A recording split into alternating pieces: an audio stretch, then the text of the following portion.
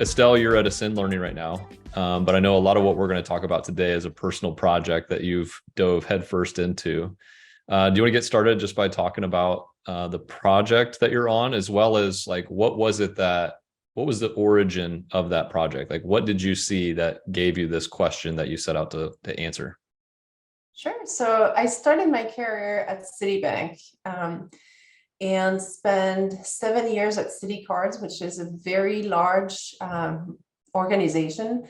And we had a lot of marketers. And while I was in my late 20s, it dawned on me that we had very few mature marketers within the organizations. And some of my friends in other departments were going out to retirement parties. And it dawned on me one day, it was like, I never heard of a retirement party for a marketing person. Wait, I haven't seen anybody that would be close to retirement age in marketing. So, but I had other preoccupation at the time, and but it's something that I looked at a different organization. I went from Citi to G Money, now Synchrony Financial, where probably the demographics were not so different.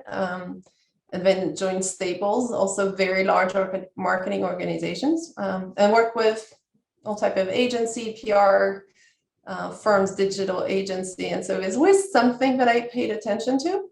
And occasionally around a glass of wine or something, talking to different people, kind of share that insight, or at least that observation. And people were like, yeah, you're right. There is something there, but never did anything about it. And then last year, I was kind of thinking about a topic that I'm passionate about, or could allocate some time behind it. And that idea kind of came back to the surface. So I talked to different people at Ascend Learning, including, my HR colleagues, our CEO, and different team members. And they're like, yeah, that sounds like something interesting. And Ascend Learning being, we don't service marketers necessarily from a training and development standpoint, but it's an organization that cares a lot about people, careers, profession, and in general, accomplishments. So definitely received a lot of encouragement and support for the project, which is fantastic. And so I looked for information out there.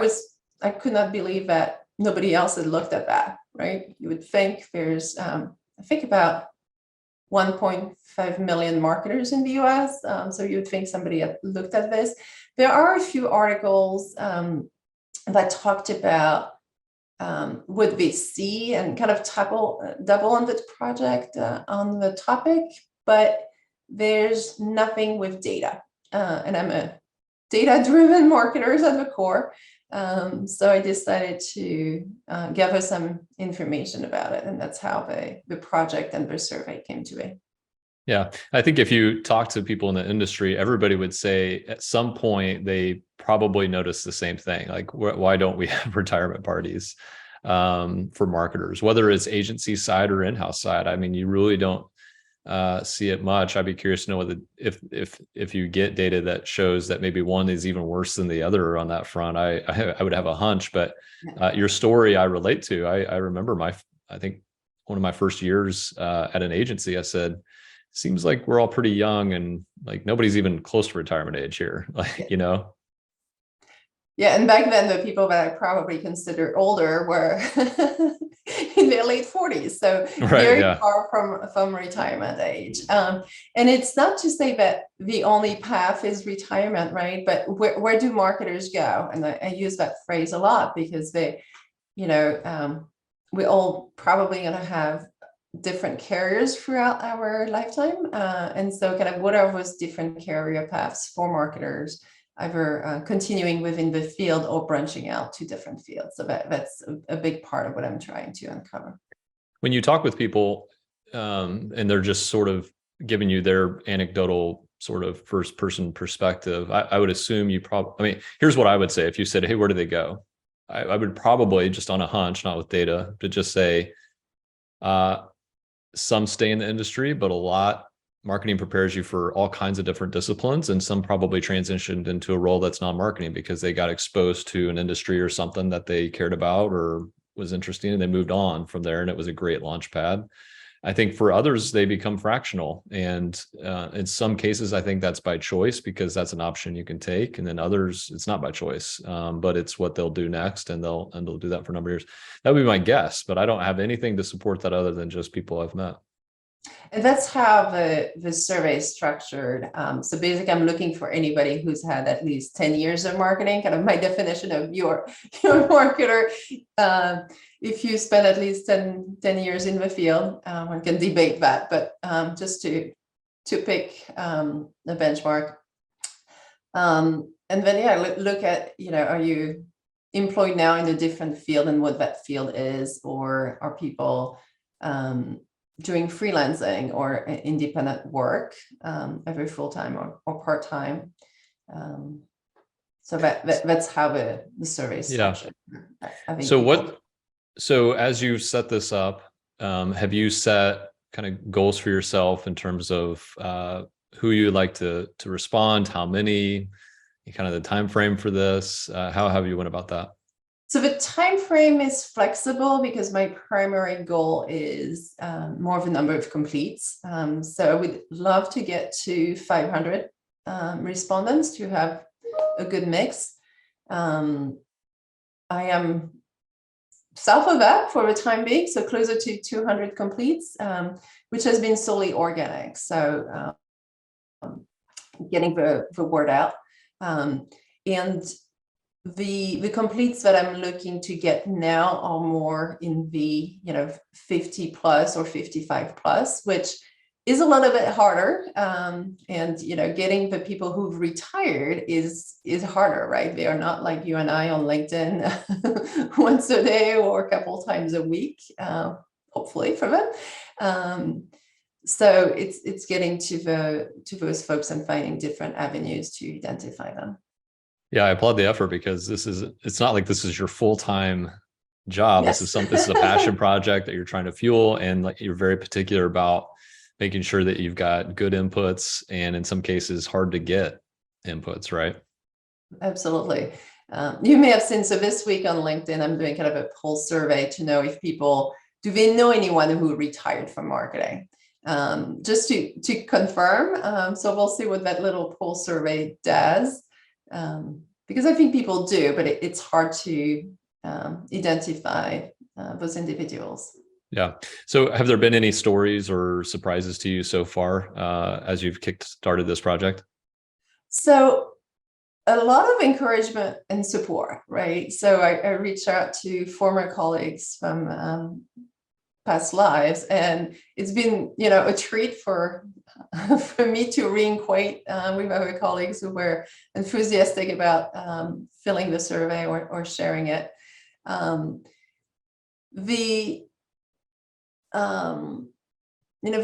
No big surprise right now. I think in the comments, that's where, and people have been very generous about providing comments. The last question of the survey is kind of a insight in terms of if people would do what people would do differently in their careers, and people are really willing to share how they would approach things differently. So that's been kind of interesting to look at, and taking risks seems to be a constant theme. So the first peek at the data seems to be that people, of course, with the benefit of insight, would think that maybe they should have taken more risk or different risk at different point of times. What do you think that is? Because I think as human, when things are in front of us, we're more concerned than with a benefit of time. We're like, well, yes, I was afraid at the time, but in the end, usually things kind of solve themselves, or seeing other people who took more risk and then maybe regretting that. Yeah. I suppose at the time, the price of entry for whatever it was they were wanting to risk, right? It was, yes. It's not the risk they wanted to take. The risk isn't what they wanted to take. It's that they were not willing to pay the price of risk to do that other thing that they had in front of them, right? Yes. Yeah. It's like that. That's interesting. What led you to ask that question? Because so building the survey took me quite a bit of time, because I wanted to make sure that it was comprehensive, but at the same time, a career journey and decisions are necessarily personal. And so as much as I was trying to tease out factors that would have positively or negatively influenced people's career, or how they see their career paths, it's a set of data, right? And then the best research practice tell you not to give 50 options to your respondents. So I felt like having an open-ended question would be helpful, and definitely is. Yeah. So I know this is way ahead of things because you're still in the research and data gathering phase. But do you foresee changes or tweaks that could come out of this? You know, that there could be learnings that would be informative to somebody who is young in their career, more experienced in debating, you know, what the next move is, or for, you know, marketing organizations or marketing departments, in the way that they structure their teams. Do you foresee that there could be some actionable things that come out of it, or maybe is that part of the hope of what comes out of this? I hope so. And actually, as part of my development plan at Estelle, I put this as a goal, right, to share it with the organization and my colleagues. I have 3 other marketing VPs, peers at Ascend, and they're all extremely supportive of the initiative and curious about what we find out. So yes, hopeful that as you know, practitioner of marketing and of the fortune to be, you know, managers of people, that we have those insights and can help coach our team and provide a little bit of insight and guidance. Yeah. It's an interesting question that you've asked. Some of the sharpest marketers I know are fractional, and they're not pinned down to any one brand or agency. They're kind of, you know, they pick and choose their projects, and some of them don't have full schedules. I mean, and that's the way they like it. And others they do. I mean, they're very highly sought after. I mean, it's an interesting thing. It used to be I knew of them, but they weren't sort of part of my cohort. You know, I respected them and the industry and that type of thing. Increasingly, it's becoming people who I consider peers that are now choosing that path. And again, some of them, they didn't choose it, but they stuck with it. And so it's an interesting question that you're asked, because it's becoming a little bit closer to sort of the group that I, you know, run with and associate with, and maybe with you as well. And maybe that's part of the inspiration. Yes, and so what's interesting also is in marketing, and I don't know if it's true for every profession, but the thought is the CMO and that career path of those folks. But the reality is most people will not be CMOs, right? It's a pyramid. There's only one to so many individual, and that's true for CFO, CTO, et cetera. But how do you grow your career? Or, you know, if you're extremely happy as an individual contributor and subject matter experts in all type of disciplines, right? You can be a fabulous search engine subject matter expert. How do you have longevity in that field? And that's something that I think for a lot of organizations, the mastery and the path for mastery outside of the hierarchical progression is very difficult. So that I suspect applies to marketers, but I think it applies to a lot of other fields as well. Yeah, marketing's ever changing, and so are a lot of other industries, but for sure marketing is. I mean, that's just part of the game. It's just constant reinvention, unlearning what you knew before, relearning something new. But there's still principles that are ever present, right? That you learned 30 years ago and it's still true today. It just looks like a different form, and you get better at pattern recognition the more you do this, and you go through the different fads that, you know, it's the same stuff. It's just relabeled as another thing. And so, yeah, I think I mean, just my take on it is the more experience you get under the belt, the better you are at pattern recognition.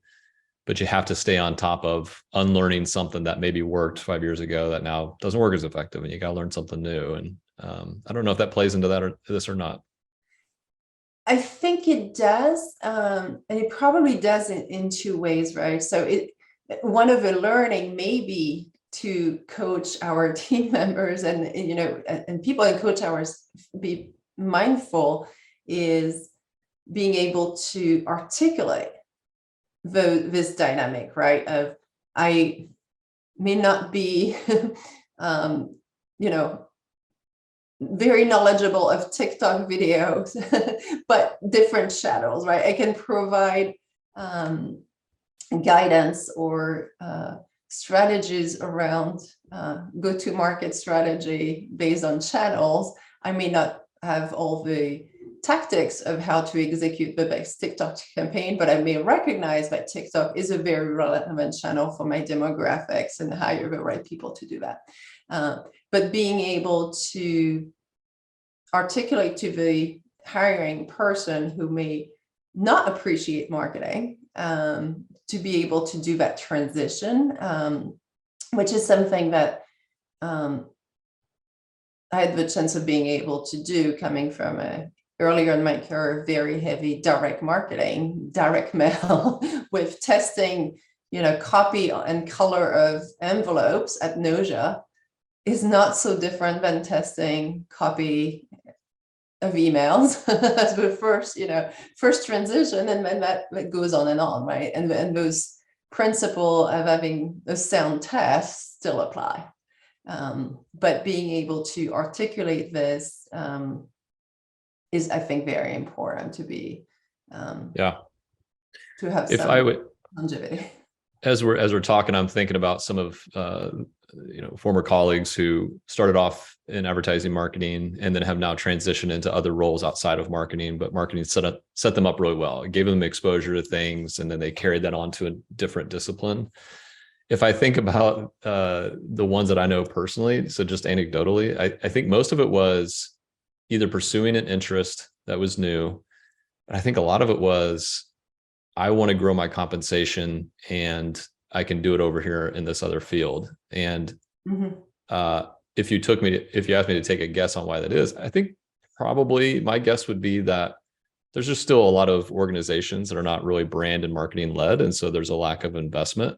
And that's not just in media dollars, but also in salaries, as well as, partnership fees. So I think maybe that could have something to do with it, where you get into this industry and you realize that if you're not in some of these few roles, that knowledge is useful in other things that maybe those organizations are investing in more. So that's one theory to maybe that I would put out there. I don't know if there's any data on it though. But there's also the other side of the coin of this is marketers need to think very critically, be attuned with customer needs, etc., which are really important skill set. And so that's been interesting in the recent years at Estelle. There are a large number of the key leaders, our segment president, who have a very strong marketing background. And they're fundamental leaders and fun for me to work with, to have that in their DNA of how they approach problem. And some of the best marketers are amazing strategists. That's a good point. It's interesting to see which brands, especially if you think about the household name brands that we all know, which ones the CEO was a CMO. And I think when you look at that, it shows how clearly they value brand and marketing, because they look at the CMO as a natural evolution. There's other companies that would never dream of doing that. It's always going to be like a COO or CFO type person who goes into that. And it also shows, right? It shows in the way people think about it. And that's fine. Every industry is a little bit different, but it's not surprising to see which ones have done it that way. Yeah, and I probably would venture to say at this point, it's probably more happening on the CPG Absolutely B2C than on the B2B side of the house, where I spend most of my recent time. Yeah. So The CMO role is another thing that's, I think, fascinating and probably has a little bit more research behind it. But I think just the evolution of that role and what is needed to be in that role, even just VP of marketing, which is your role right now. I mean, you have to have experience in so many areas, maybe not necessarily deep in every single one, but you have to have some experience in all, or have a counterpart who does, because you just have to cover for so much. And I think every few years we add another thing that you also have to have skilled up on, right? yes, which leads to the question, what do you mean you need to hire another competency within your marketing organization? Absolutely.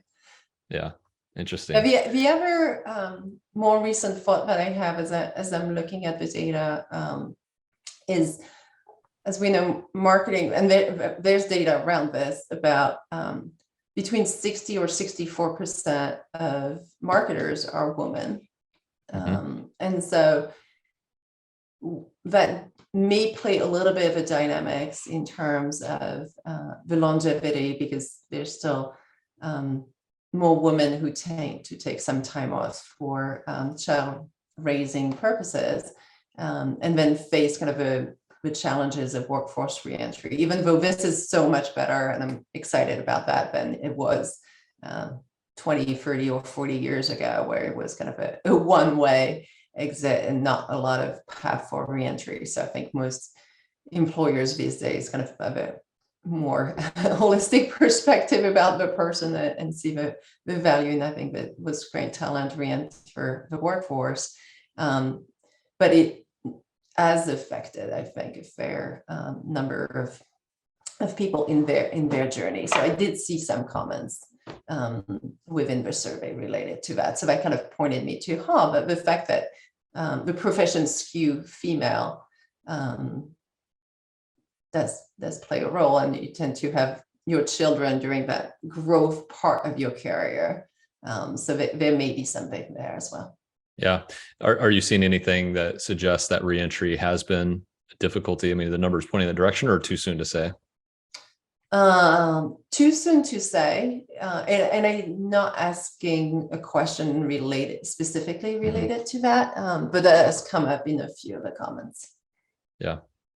Well, so far, I know you're midway through this project, but a lot of good conversations. What's been the most rewarding part of it so far for you? The enthusiasm behind it, and the fact that this is not just my pet project, but it will have benefit for the profession in general, and which was kind of my ambition. It has been validated through the conversation. So that's a good feeling. That's great. So would you, if someone said, hey, what are you doing next? What's the next project? Would you be like, oh, no, I can't even think about it? Or would you be like, oh, maybe I'll start doing this more often? I mean, I think it will be something to track over time, right? So will people feel differently about it? Right now, it's US based. So early in the survey, I had some respondents from up north in Canada, so I had to kindly exclude them from the survey. I don't know the Canadian market. And then actually the Marketing Association in the UK has tried to do a similar project, and they run into the issue that their responders were too young.